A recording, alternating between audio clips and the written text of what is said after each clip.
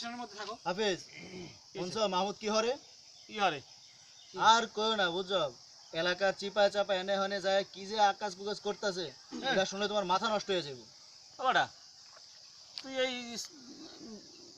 আন্দার সুপার মধ্যে হাইন্দে কি হরো? আরে কি কি হচ্ছে, কি কি কইতে যাও কি তুই?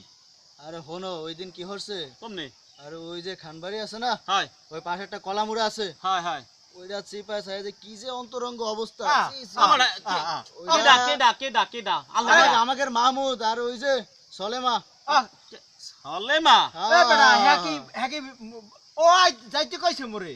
এ বেটা আইছে ও মুই কি গেছি আইলে কেডা আগে আইলে কেডা তুই না ও ও আইলে এ বেটা হে সামনে তো দোষ দোষ ওই আইলে ইয়ে ঠিক আছে বুঝছো, ওই যদি না যাইতে তাহলে কি অবস্থা হইতে। বেটা কি যে এই কি করতেছিস? কি রে তুই আবার কই থেকে এলি? আরে শোন, কইছে তুই চুপ থাক। আয় মামুদ আয়, এই তো আয়, আলাপ আছে। আবার আরে কি কথা আছে, আলাপ? আয় না। চল মাহমুদ। তুই বয়। গো এখন শোন, কথাটা হচ্ছে ওর কিন্তু বিয়া ঠিক একবারে ফাইনাল। আসার সময় খালাম মাই কথা বললো। আচ্ছা আরে হাসাই তো।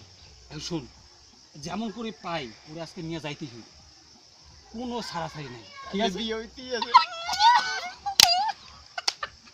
তোরা দুই বিয়া পাশে খাবো। ধরবি, ঠিক আছে?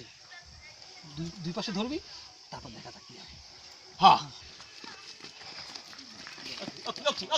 এই এসে কি এই মনে না কই যাই বিয়া বিয়া করে করতেই বল। বিয়া